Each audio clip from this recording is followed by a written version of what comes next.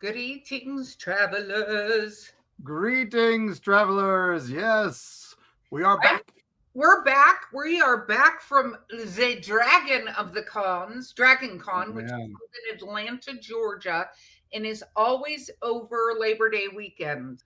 It's a fun one that loves to have us there, and we got to meet so many travelers. That was such a fun experience to have these travelers who came to see us, who were so excited even to get a picture with us, right? Which is Yeah, always weird to us because we're like, why would you want a picture of us? it's so funny. We're never ones to say, "Oh, do you want to take pictures with us?" But it was so funny that so many people came up and asked, and we had a couple that were like, scared to ask. We're like, "No, no, no. We're regular people. We love it. So thank Yeah, you." so travelers, if you ever run into us and would like a photograph, just ask because me and Mark Yeah, have no shame when it comes to yeah, taking pictures and we don't have to look perfect. Trust me, yeah. we both know we're not influencers. Yep. And we also do not charge for autographs Oh, ever. God, no, Yeah, no. if you bring up a book and it's well worn or whatever, you bought it at the CVS downstairs at the promenade, we're happy to sign it. So if we sell books at our events, we sign the books that we sell, but if you bring up one, it's fine. We're happy to Yeah, sign it. That's yes, part we of the would fun. love to. Oh my So, gosh. one of the things that happens at DragonCon is we get put on a lot of panels. And a couple of the panels we were put on were in ballrooms, and they said, "Oh, you're live recording, blah, blah, blah." So, me and Mark brought all of our equipment.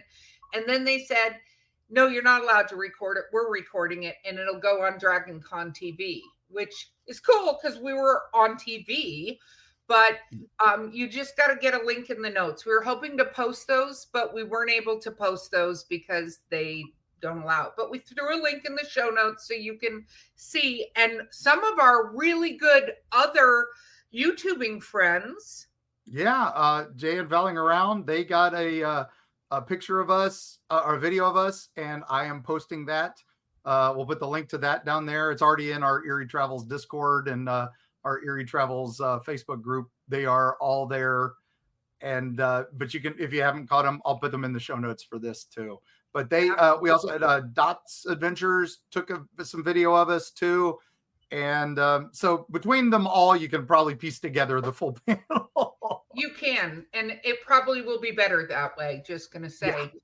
probably But safer. at our first panel on Friday, which was one of these live panels, Mark's mind was blown by Yeah, a group of travelers. yeah. I was So we're on floored. stage and we're getting ready. Mark's doing his warming up the crowd because he can't help himself, which is amazing. Just saying hi. Well, I got to We, explain that real quick. That yeah, whenever I go to a panel, for decades, we go to these cons, and you always go to the panel rooms, and the guy is sitting up on stage, usually the MC or something, and he's just sitting there, and the crowd, the panel guys are all just sitting up on stage, panel girls sitting up on stage, and they're talking to each other, and the audience is just filing in and all that. If you're filing in, you get bored. You start pulling out your phone, you start picking up your phone, you start twittering on your phone, you do whatever you want to do on your phone as an entertainer from the background, right? I worked on Nickelodeon TV shows. I worked on terrible TV shows. Some of them were for a live audience. What you don't see in those is before those shows start taping, there's usually a comedian or an opening act or something like that just to get the crowd riled and ready before they even start the cameras. So that's something I always do at the panels and stuff that I host. If you get there early, I'm going to talk to you guys. I'm going to give you some bonus stories. I'm going to have fun to keep you engaged. So I hate just sitting there, but then they yeah. wouldn't turn on our mics on the second. No, that was very funny. I guess they got notified by the first one, but we don't like just sitting being stared at. That's not our jam.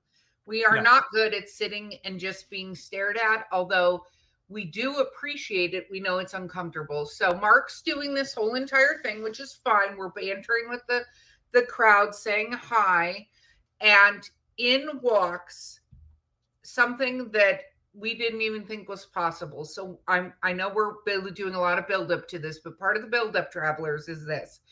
One of the compliments a lot of times writers and stuff can get is people dressing as their characters. Or Jonathan Mayberry, who we'll talk about in a minute, had somebody dress as him. And so we're not expecting you to dress up as us. That's not a thing. But in walks 4 people dressed as different cryptids. Yeah. One of them was Bigfoot. One of them was the Mothman. One of them was the Hat Man. The Hat Man. Yeah. And one was a Ravenmocker. Yeah, sorry, Ravenmocker. And then one, so it was Mothman, Ravenmocker, Bigfoot, Hat Man. Was there 5 of them or 4? Anyway. All right. And the numero uno was the bench leg. Yes. Somebody dressed up as Mark's hometown cryptid, the bench leg, and she or they did it perfectly. Yeah. That is the image you see with this episode. We'll absolutely look at it. Please, please, please. Because she was, brilliant. Brilliant. Brought him up on stage in front of the crowd because that was just unbelievable. One of my family cryptid is going viral. So it's fantastic. I'm glad it's breathing life into others. And to know, I mean, I expect the Mothman cosplay. I did not expect a Ravenmocker cosplay. That was unusual. But then the bench leg, oh my gosh, warmed my heart to no end. I'm still floored by that. That was, I wish I could have captured Mark's face in the moment he saw it. I wish I kind of knew it was coming. Once the brain kicked in, because I was like, this is a beautiful cosplay. It's a beautiful dress and had like a golden calf face. And then suddenly the wooden leg comes out and I just lost it. I was, are you that bitch leg? Oh my God. And Mark was flustered to start our panel. It was a lot to take in, but it was such a compliment. So to those cosplayers, those travelers, those cosplaying travelers, thank you so much for that moment, because those are the kind of moments that we feel like we're all together as a family and as a group having those moments. So we love that. It's not required, but that was fantastic. So thank you to them. I remember a Sarasota Comic-Con, a lady came dressed as Carrie's illustration of the Lady in White from Eerie, Florida. And that's how long it's been since we've seen something like that. So that was incredible. Oh my gosh. Yeah. And then so many, when we ask a lot of these things, we ask how many people have heard the podcast or how many people are just here for cryptid stories. Usually it's a small handful there that are actual listeners and most are just there for cryptids. This was, gosh, I'd say 60-40. It was pretty crazy how many people were fans of the podcast now. So that was incredible. So we're growing. Don't forget to tell your friends. Yes, so, invite more travelers. So when we're there, we do a lot of other panels because we get thrown on panels left and right. So Mark did another panel on creepy history with one of his authors that we love, Sam Baltras, right? He did an anthology called Haunted Travels, and they used one of our stories in it, like a different version of the Lightning Lady of Cades Cove from our book, kind of more streamlined version. But we did a panel together, the two of us. He's always an honor to talk to. He is the king of New England travel. We're going to get him on the show soon, as soon as he's done. We're all in spooky season right now. All of us are busy. So we're going to try to get guests. It's just tricky. We got to do a Penguin panel. So if you have not seen the new Penguin television show that's on HBO, it's I think it's an 8-episode series, but it takes a very different look at the Penguin character from Batman and a very different look at Gotham, which is amazing. And at some point we might do an overall episode on our favorite Batman DC stuff. But right now, we'll just say Mark's dressed as the Penguin. And so at some point we'll have to post some of those pictures. So it was really fun to have him do that panel. And I got to moderate it. So it was really kind of fun talking about those characters. And people showed up dressed as Penguin and Sophia, one of the other characters from the show. So it was very nice. We had a Burgess Meredith Penguin come in too. So I was very happy about that. So and then I got to do the next day. So if you guys have not seen the show Yellow Jackets, it is like The Lord of the Flies meets Mean Girls. I mean, it's just, it is dark. Even my husband, like when I was watching it, is like, this is too graphic. This is too dark. It's worse than my murder shows. But as part of it, if you know anything about Yellow Jackets, I was given, we all chose cards. This wonderful audience member dressed as the Antler Queen. And I pulled the Queen of Hearts, which means I am the ruler. So I am now the Antler Queen. It was so much fun, and it was neat to go down because it's a show, if you haven't watched it, travelers, where you kind of have to decide, is this mental illness or is something paranormal going on? And I can tell you, after 3 seasons, I have no idea.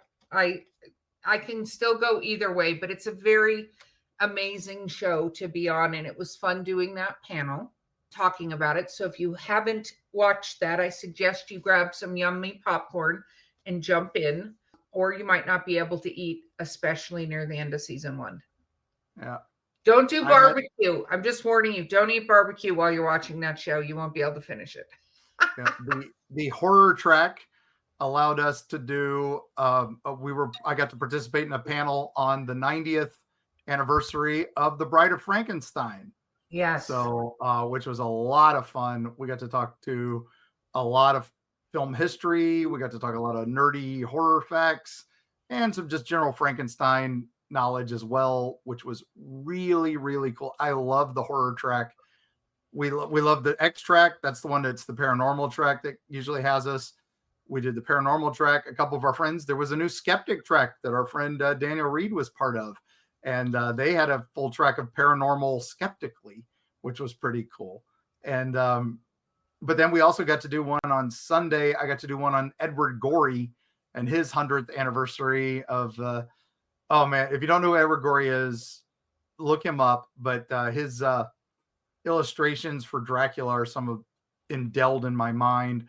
But also everybody knows his little gruesome small littles. I can't remember the name of it. He's always good with the alliterations, but you might know him from the credits to the old PBS show Mystery. Those dark black and white illustrations are probably what he's most famous for.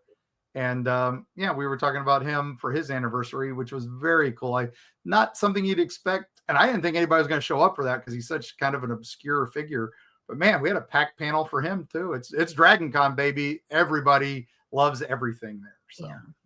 And we had a very cool thing. So I did a panel with several authors, including one of our friends of the pod and one of the people that wrote an amazing review of Eerie Travels, which is Jonathan Mayberry, who loved the Eerie Travels Dark Side of the Smokies book. And we got to give him a book, which was nice. And I got to do a panel with him on, different ways to look at horror creatures like vampires and stuff, like different takes on them, how to kind of reinvent these monsters that already exist, which he's done a lot in his books, and I really enjoy them. So that was a fun panel. But then we got to take him to lunch, and someone scare the crap out of him. No, just kidding. Our friend of the podcast, Valerie, was with us, which was absolutely amazing. And we got to do just a really fun lunch and talk about all things weird and cryptid. And I'm sure we're going to get to have him on our show when he's done with his busy season too. But he's a big fan, and it was very fun because we're big fans.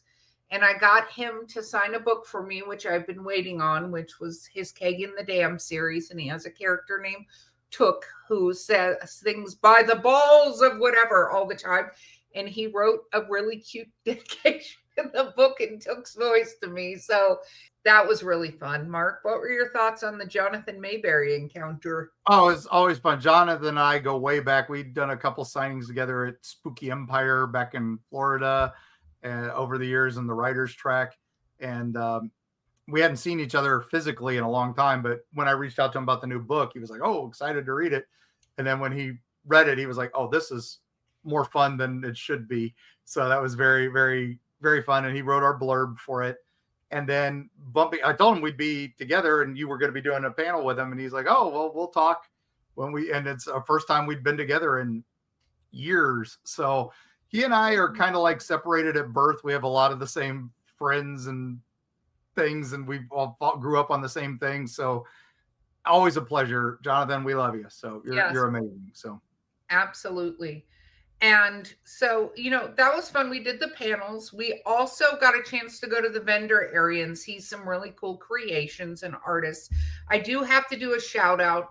I'll include a link to her. So I walked past the table and they had a cross stitch pattern that's had bees all over it. And I love bees. So I immediately was drawn in. And the cross stitch pattern said, "Please do not summon Candyman into this bathroom." And it reminded me of Belting Axolotl. And I was like, I need this pattern in my life. And I grabbed it. And then I saw this person had they're called Spot Colors.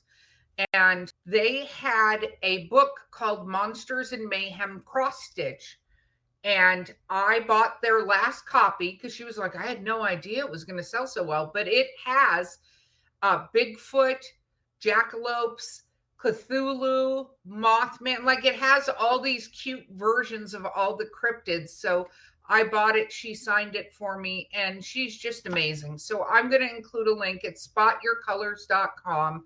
But if you are into cross stitch at all, I heavily recommend it. And then we got to see one of our other artist friends, Deanna DeVoli, who now has a book of her art, a table book of her art, and it has all of her stuff in it. And she has a little dark Victorian vibe to her, little darkness in her art, which we appreciate. And Mark, who were you able to see? Well, we got to see one of our favorite artists, Kit Steele. She does amazing art. She does a lot of mermaid stuff with a horror bent to it, and that fits our new bathroom perfectly since we're doing all under the sea creatures and stuff. So we got her to do she did some gator merm people, so they're like half gator and then half hoodoo. So it was like one was Papa Legba and one was Marie Laveau, so it's perfect as mer creatures. And she's just super talented. She does a lot of foxes and folklore stuff like that, so she fits very well for us. We actually saw her again the following week because we went back to Atlanta for the World of Oddities Expo barely a week later in the same building, and it was a completely different group of artists and things, but she was there, and she'd spent the whole week in Atlanta because, hey, you're doing DragonCon, doing this, why not? Why leave? But we also got to go to the celebrity area. Yes. Which it's so different than the celebs at most major cons. Like when you do MegaCon, you go see a celebrity, you're waiting 8 hours to see the big celebrities and all that. Even the minor ones get mobbed at those. And some of the autograph conventions, you maybe get a little more time with them. But DragonCon, you can walk right up to most celebs. There'll be a line, but it's never 10, 20 minutes. Even the big names, you'll get like an hour wait, but that's still nothing compared to some of the major guests. And you can just walk right up and start chatting with them. You don't have to buy anything, but of course you want to. They're there to get money too. Don't abuse their time just because they're being nice. We got to talk to Deborah Ann Wall quite a bit. So we love her. But Jessica from True Blood and Karen Page. She basically did her vampire and bit you. Yeah, she bit me. It was great. So hard to argue that. But I love her because she's just a big D&D nerd like me. So we love her for that. I got to see Captain Hook from Once, which is one of my favorite television shows, and he might be my favorite captain. I'm just gonna say he is adorable, Colin Donahue, and he also told us that he was involved in some exorcisms. We're trying to get him on the show because I will fangirl and Mark will have to control that entire conversation. Speaking of exorcisms, we got, like I said, the cast of Evil and Mike Coulter. He was like, to research Evil, that he was still filming Luke Cage, and then he had already gotten the part on Evil when they found out Luke Cage was being canceled. And people were like, "Oh, we really want you to do Luke Cage." He's like, "Yeah, but I'm doing this other thing that's really cool." But they took him to Rome to learn about priesthood and all that. But they also took him to some exorcisms. Yeah. You have to see some real exorcisms. He's like, oh my God. Yeah. It was crazy. And then he was right next to Katya, that's from the show too. And oh my gosh, they were adorable. We got their photo together, just a selfie at the table. They were perfect. We couldn't ask for better. And here's the thing, when you meet a lot of these celebrities, very much like we were saying in the beginning, yes, we have a degree of celebrity. We know that we're out there, different rules apply. But they're all people. And the majority of the time, there might be a little just making sure they're safe interacting with fans, but they're all very sweet. Like, we did not have one bad experience with any of the people at DragonCon and running into them and meeting them and all that. They're very approachable. As long as you use manners and you're not like attacking or grabbing and, there is consent with everything. But they were amazing, just so sweet. And in the second half of this, Katya started us off on an interesting story that involves some ghosts of DragonCon. And we unfortunately had to inform her that that's probably what she was experiencing. But we'll talk about that in the second half. I think the last half I really want to talk about is, or the last part before we go to break, is the cosplay. So one thing DragonCon is absolutely known for is some of the best cosplayers on the planet. We could have some cosplay ghosts in there. We wouldn't know it. It's so well done, and you can take pretty much almost any fandom you can imagine, and somebody comes in some sort of costume for it. And there was a bunch that, and me and Mark love to play the obscure costume game with each other and see if we can spot obscure costumes, and it's funny because some of them are done so well that you're like, is that person actually dressed up, or is that how they dress up as a character? There was I think some of the ones I love, the ones that just kind of like plays on words and stuff like that, or bending the cosplays or merging the cosplays. One of my favorites was, there was a guy wearing the red sweater and he had the king puppet from and he was Mr. Rogers, but he had a Captain America shield. He was Captain Rogers, which I thought, Captain Mr. Rogers. I thought that was fantastic. There was one that I have to shout out that was just incredible.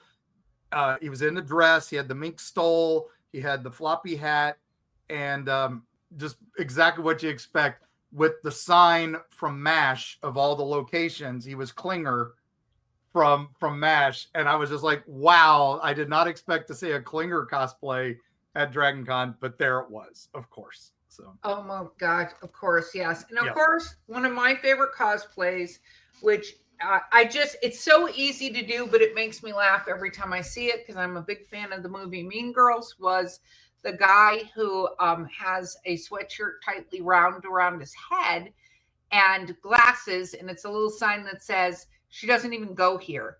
And that's from the Mean Girls. But our friend J.M. Paquette, who was there, shout out to her, saw it, took the picture, sent it to me immediately. And of course, it made me laugh my ass off because I always think that's funny. Jen and Val stepped up for that second big ballroom panel for us at the end of the day. Sunday. We would have been overwhelmed at that first one. Eric and I, we thought we could handle it, Erica, me, and Carrie, but we were slammed. And so for that last one, we pre-signed everything. We brought every book we had. Because the first panel we sold out. They were all gone. We brought like 20 books and we didn't. Yeah, we brought a suitcase worth of books. We should have brought, a freaking forklift full of books. Yeah. But so this one, we brought everything we had in the Eerie mobile, which was a lot. And we, again, sold out. I think we had like 3 books left when we left. So it was insane. But Jen and Val helped us quite a bit handle the crowd there. So I don't know what we would have done without them. So thank you to both of them. Yeah. Completely. And thank you, Travelers, for overwhelming us with that. That was insane. Oh, and so one last thing on cosplay. Going every year, we can tell what the big things are in fandom, right? We learn real quick because you just see so many cosplays of the same thing. Baldur's Gate is still one of the top. That was the big for the last 2 years, but it's still up there. The second, I would say, the battling for the top was K-pop Demon Hunters and the video game Claire Obscure 33, which now I realize I have to play that game because so many people were cosplaying it. So They were the all the ones. hubby played that game and he loved that game. He thought it was amazing. And I was telling him about all of the different characters because cosplays that we saw because there was so many in the baguette outfit with the baguettes on their back, like shoulder strapped and wearing the mime looking shirts, the French shirts.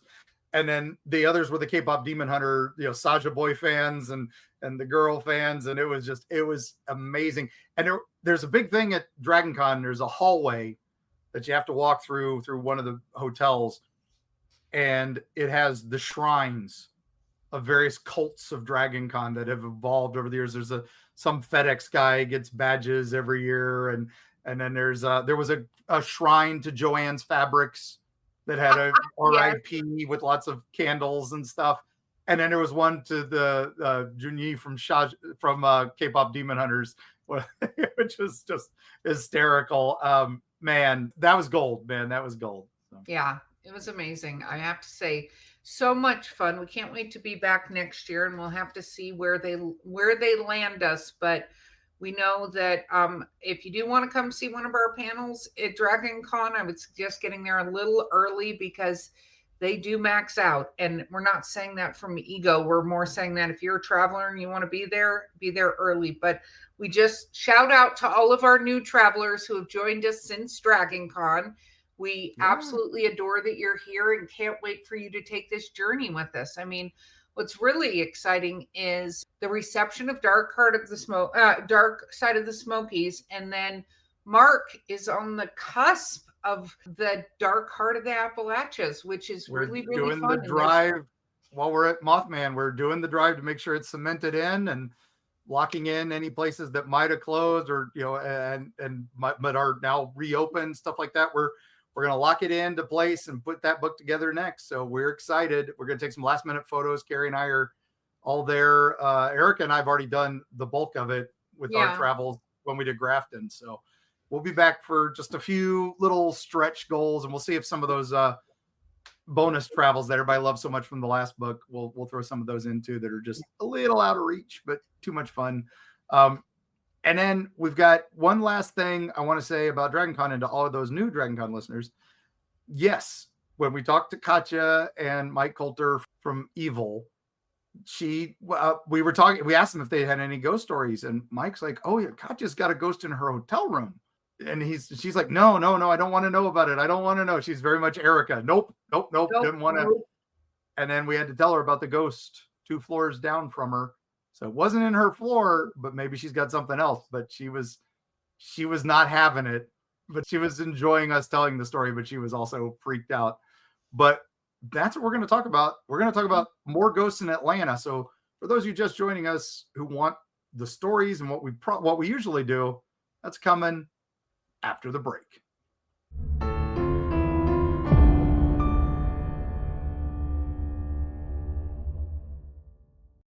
Destiny Beard, the lyrical soprano who will haunt your dreams.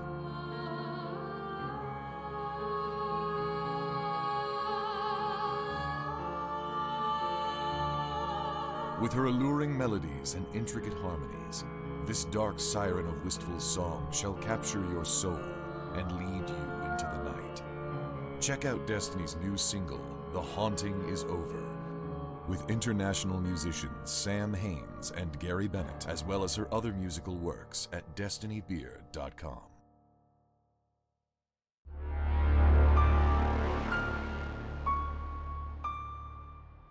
And we're back. Yeah. For the non-video people. These videos are going to go up, by the way, hopefully soon. We're working on that. But Mark, so we're talking about Evil, and she says, Mike Coulter says she has a ghost, and she's like, yeah, I don't want to know about it. And then the guy said, well, there's a ghost in that hotel, right? And she was like, nope. And then she's like, wait, no, tell me about it. And then she's like, wait, don't tell me about it. But then Mark told her about it. So yep. Let's talk it's just how many. It's just what I had to do, right? It's just one of those. there's this story that goes on there. We talked about it in one of our first Dragon Cons, and it's one of those, I can't describe it easily because it's when you go to the Atlanta Marriott Marquis, it's probably one of the most famous hotels at DragonCon, right? It's got that big iconic lobby that just goes up and up and up, 47 floors of you look up from the inside at. And everybody, it's just a dizzying height. And people go, oh my gosh, this is crazy. And she was staying on the 26th floor. Not of the Marriott, of the Hyatt the or Hyatt. Hilton. Hyatt. Yes. Hyatt.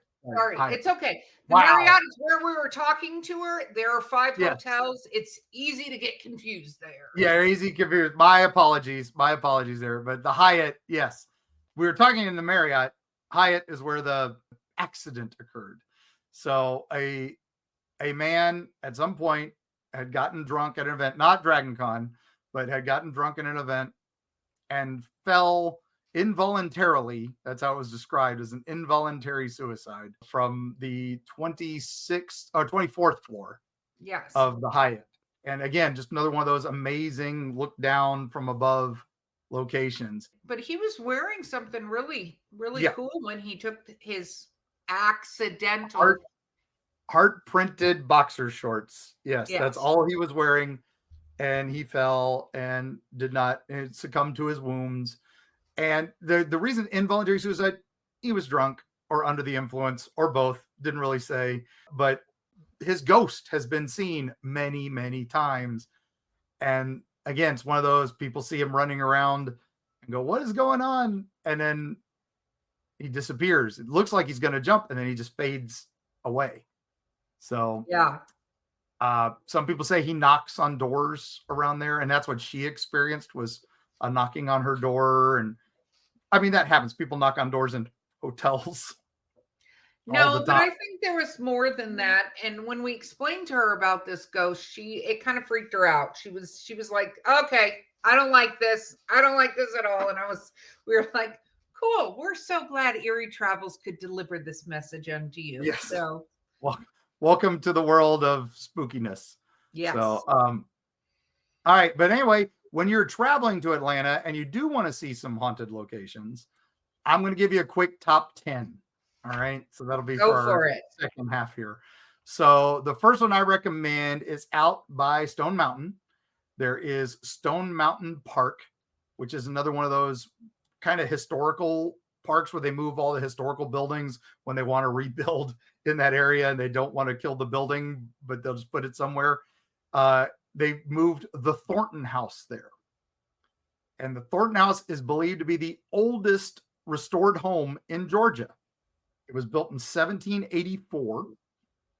It is also considered one of the most haunted locations in the state. Yeah. Never mind the Atlanta area.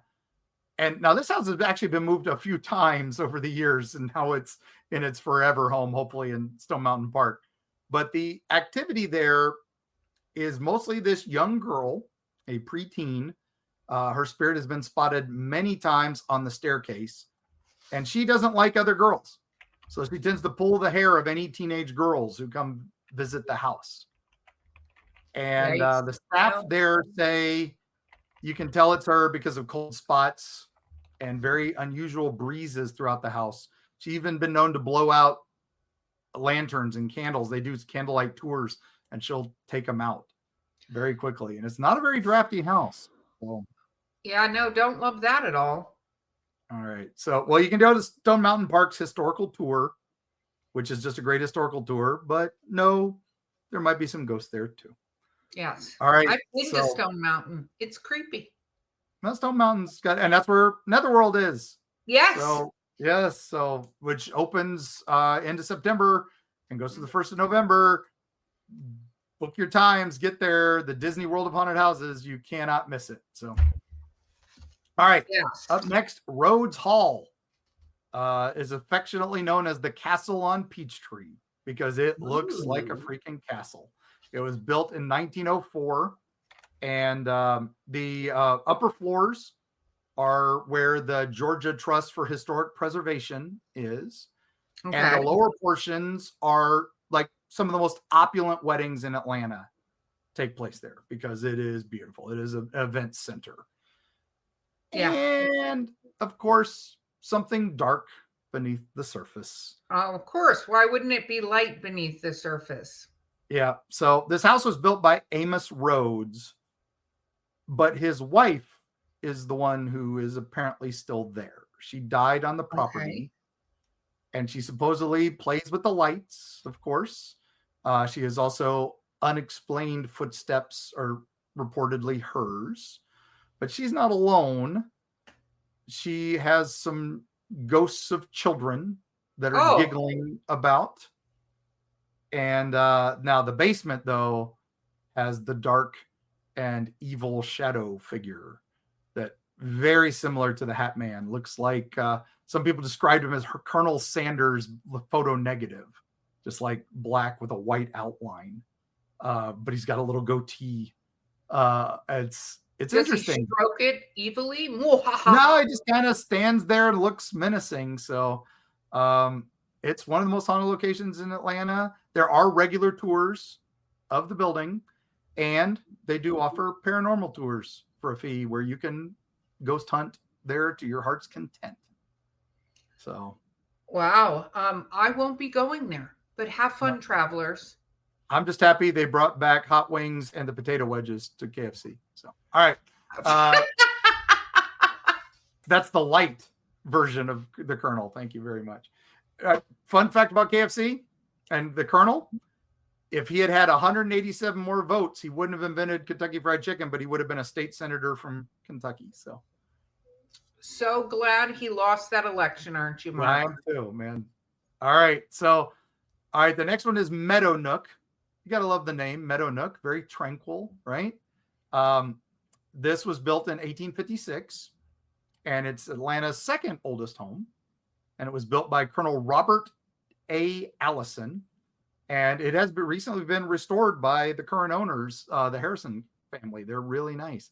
And the Colonel, though, has some ownership for this house because his spirit is still there. Really? Now they say he lives in harmony with them, but he has occasionally smashed dishes in the kitchen. Of course he has. About something. But they say he's helped them find stuff that has been lost. And he will open cabinets for them and show that the item is right there and stuff like that. So I don't know if he's hiding them in the first place and saying, here it is. But he seems more playful than scary, right? I think you could handle that one, Erica. That one I could probably deal with, yeah. I mean, I'd be a little concerned about the smashing dishes, but maybe he's like Thor, again, smash. Well, it could be from one of those weddings where you smash the dishes and stuff. Yeah. So we can't do a tour of haunted Atlanta without going to Oakland Cemetery, of course. Of course. So we have to have at least one graveyard. So the Oakland Cemetery is the oldest and largest cemetery in Atlanta. Dates back to 1800s, like 1850-ish. And It's got a lot of Confederate dead, of course. There are 6,900 graves there over that. 3,000 which are unknown soldiers from the Civil War. 27 of Atlanta's mayors have been buried there. Most famously, Margaret Mitchell, who wrote Gone with the Wind, is buried there. So, oh, wow. Now, the Confederate section is kind of where all the paranormal activity seems to be centered. And people see Confederate troops roaming around the area. And one apparition is of a soldier being hung by one of the trees there in full Confederate garb. And why would they hang one of their soldiers? I don't know. It would have been like a Yankee group that went through there or something, hung him. I don't love that. But most likely, the one that gets me is often people hear this disembodied voice reading a roll call of his regiment. So with a strong Southern accent. So, I'm telling you, these we could do an entire tour called Civil War ghosts around around the nation. Civil Oh War. yeah, no, Civil War ghosts is a thing, and you know me, I put them in every book we can because I love them. Yes. So, the story of this one, though, that one has a bit of an urban legend to it. Like if you're there, you might hear your name added to the roll of the dead. So, Oh, I don't love that idea at all. I didn't think you'd like that one. So, okay, Yeah, no. so the LP Grant Mansion. This is another one of those big time haunted houses built by Lemuel Pratt Grant. Just LP Grant. Let's just stick with that. Wow. Okay. That was a lot. That was a mouthful. Yeah. The house has got a huge history, different uses. It was a Civil War hospital. It's been around a lot. There's a golfer, a famous golfer was born there named Bobby Jones. I'm not a golf fan, but somebody assured me he was important. But again, all sorts of paranormal activity. Most of that involved the Civil War hospital period, with nurses appearing, Civil War soldiers appearing on both sides. It's just an unusual place. So, That sounds nice and weird. So the New American Shakespeare Tavern. There you go, Erica. I have been there. Yeah, it's built to look like the Globe Theater from the outside. It's amazing. Yeah. Now, the activity there is like disembodied voices, strange lights. So 3 apparitions, though, that are pretty common. One's a young boy wearing like a blue velvet suit. And, okay, so that sounds like a young Lestat. I like it. Yeah, kind of. A woman who likes to rearrange things at the bar, and she moves stuff in the dressing rooms. She switches props. She even knocks down parts of the set, so she's not happy. And then there's this older man. That's not the show she wants. No. And there's an older man in Shakespearean garb who tends to walk around there. We think he's attached to one of the props or one of the original things they brought over. But he's seen around quite a bit. People think he's one of the actors, stuff like that. So, okay, we're going to get to to an Erica Sleeps here, I think. Ooh. The Highland Inn. Okay. It's kind of one of those hidden ones. It's pretty much overlooked, I think. But it's the lower end of accommodations, but I loved it. It's basically a super paranormal location. So it's kind of got some shabby decor, but I think it's just to let you know that it's haunted. The staff, though, said, nope, no ghosts. But then one of the laters came up to us and said, no, it's 100%. This place is spooky. And it kind of looks like it's just got this old hotel look to it, right? It looks like it's been there forever because it has. It's built in the 1920s. I think it was like 25, somewhere in 1925, late 1920s. And it's had a few modifications over the years. So it's kind of got like a maze of corridors and staircases. So it's really weird inside. It's got that shining feel to it. It's like that kind of hotel that you just don't know, why am I here? But anyway, room 130 is a hot spot. People have caught cold spots, strange noises, shadows, a lot of strange photographs taken there by various ghost hunters and stuff. So really? Yeah. One of those interesting locations that doesn't seem to have a lot of detailed history about what happened there, stuff like that, because it's just been around so long and not a lot of records kept because it swapped owners quite a bit. I couldn't find any news articles about it, but those in the know, right? Okay. So we're adding that. I won't be sleeping there. Do not love that. All right. Well, up next is Barrington Hall. Okay. Built in the 1840s, and several generations of the King family have been there, Barrington King. Okay. And according to staff members, there's a lady in period dress who is seen around the property and has shown up in some spectral photographs a little bit. Oh, I do not like it when they show up in photographs. That's terrifying. A lady in white, as it were. And You hear footsteps and you'll hear a sing-song voice from her kind of calling to you. And supposedly Miss Old Barrington King's around there because you'll smell his cigar smoke occasionally when his presence is around. So apparently he likes Cubans. What? Apparently he likes Cubans, so that's everybody's. I do like a good cigar, but I don't want to have one with a ghost, I think. I'm not sure. Maybe I changed my mind after a couple whiskeys and then the cigar with ghosts. Okay, up next, the Kennesaw House. Now, it's a museum nowadays. Okay. But before, during the Civil War, it was a hospital. Later, it became a morgue. So, I mean, we've got the perfect storm here, right? Yeah. So, people have gone into this building and then somehow wound up in the basement knowing why they're there. And in the basement, they see the soldiers being operated on by surgeons. Now, we've had this story from Gettysburg. We've had this story from a few places. This seems to be a common thing with things that were hospitals during the Civil War. I don't know if this is a preternatural phenomena of a time warp or a time gate or something like, or if people are just seeing a stone tape and it's just so powerful that it happens. But so many people wind up in that basement and seeing and smelling the blood and seeing all the gruesomeness.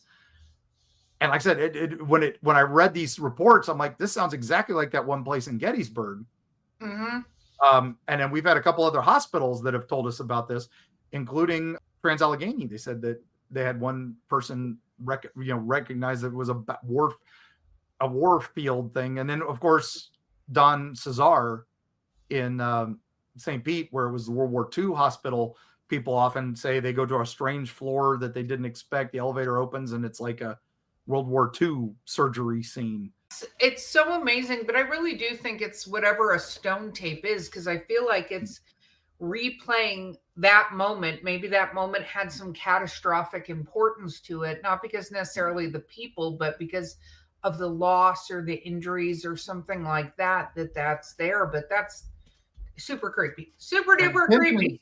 Tension so high, emotion so high, it's got to be something to do with that. So now there is a lady in white there as well, seen up in the upper floors, but some people think it's the original owner's wife. But what's fun about her is she waves when she's about to fade away.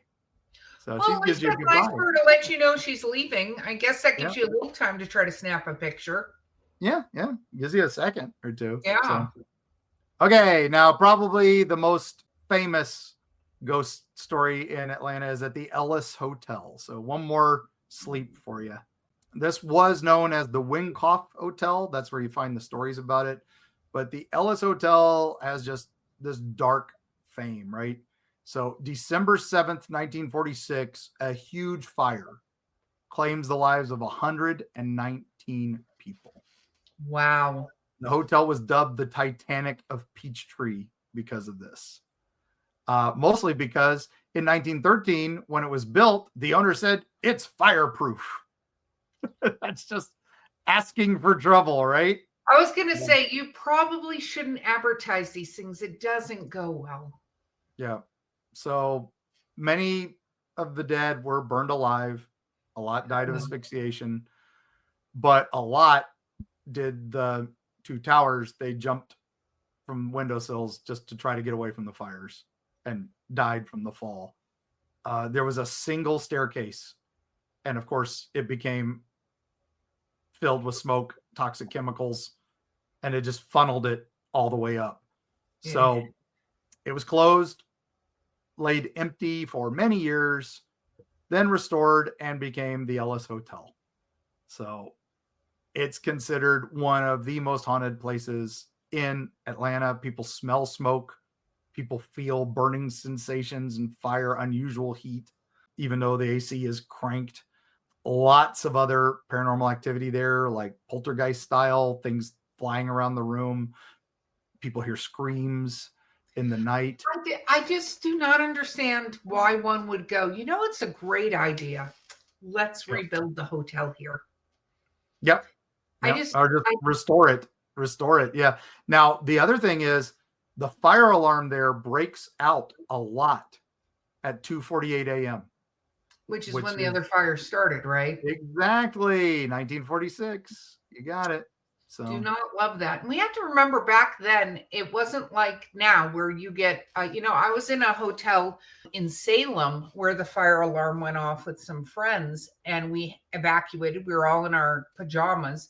And it turned out some idiot burned a bunch of popcorn in their room in a microwave.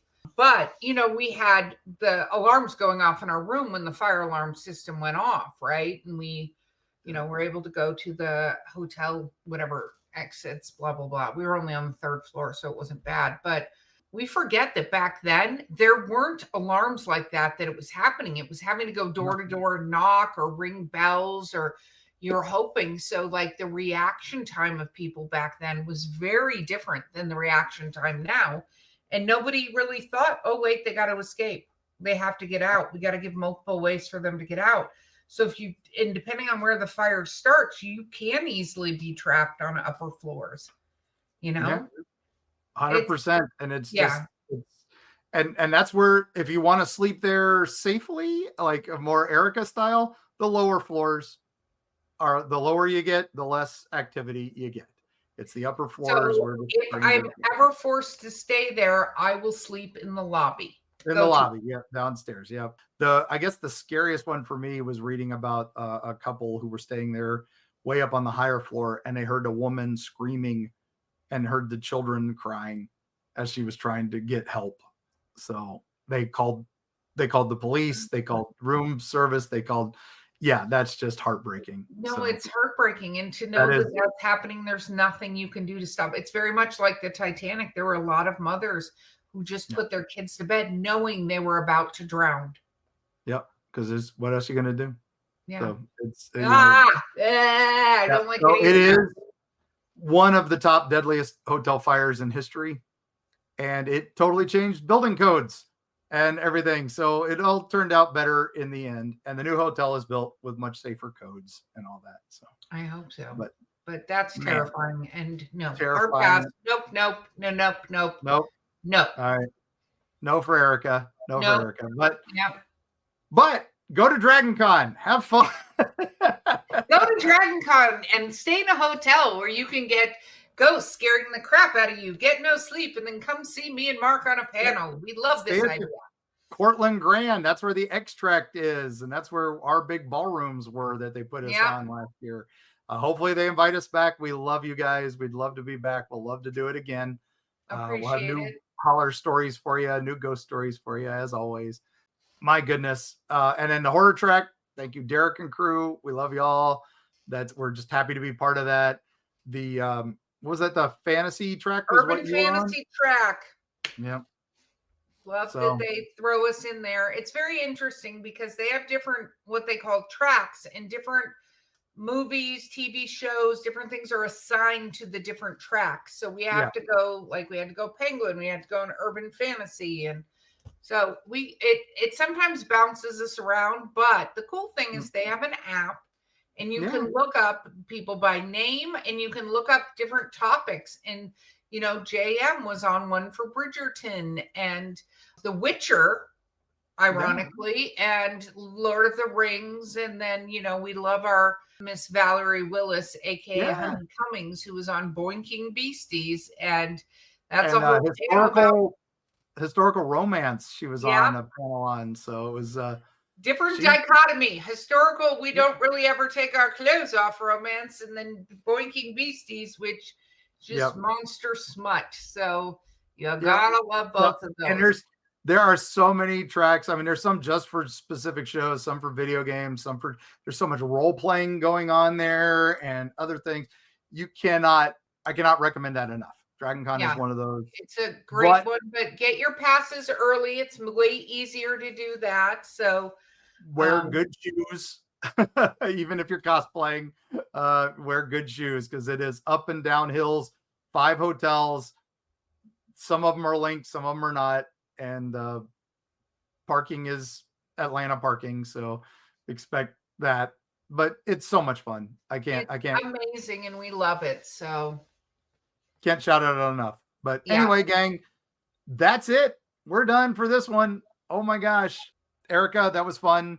And It now was we're off so much to fun. It was exhausting. And now on to other travels. I know when this episode airs, we'll have more travels to talk about because we will have done the epic Mothman and others. So we are super excited. Please pay attention to our events page. It will tell you where we will be and where you can stalk us, find us, and get us to sign books for you and be in photographs and get all of Carrie's amazing art. And we're lucky because some of these adventures, we get the entire crew together, including our amazing producer, Bo, and sometimes celebrity guests like Paige Lavoie, who will be at Mothman with us. So we're super excited. So thank you, everyone, and all of our patrons who continue to support our podcast. We really appreciate it. Thank you so much. It helps us to continue doing what we're doing. So with that, Mark, why don't you tell us all the wonderful perils of visiting Atlanta at DragonCon or not?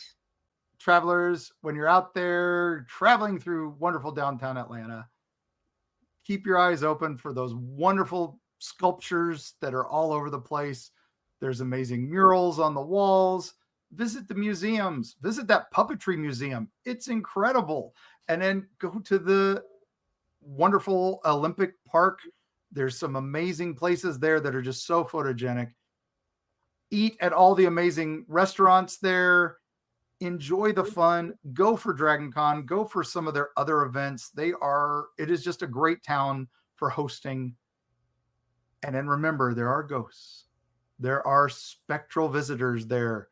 There are some scary things there, and they're not all just the traffic. And we'll see you on the other side.